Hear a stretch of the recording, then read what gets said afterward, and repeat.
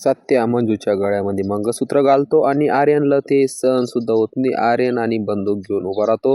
तर नमस्कार मित्रांनो, आपल्या चॅनलवरती तुम्ही नवीन असाल तर आपल्या चॅनलला आता सबस्क्राईब करा, लगेच करा. जगणं जरा हटके हे यूट्यूब चॅनलवरती तुम्हाला इन्स्पेक्टर मंजू आणि सत्या आणि हुकमाची राणी तुम्हाला पुऱ्या मालिकाचे एपिसोडसुद्धा पाहायला भेटतील.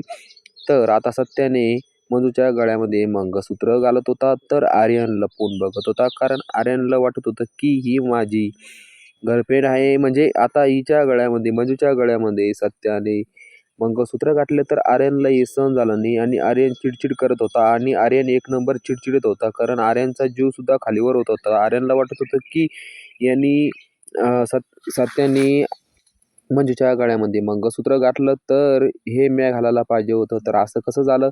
तर मित्रांनो, आर्यन मंजूला वाघमाऱ्यांना फोन लावून खूप तंग करत होता. कारण वाघमाऱ्यांना खूप आर्यन फोन लावत होता.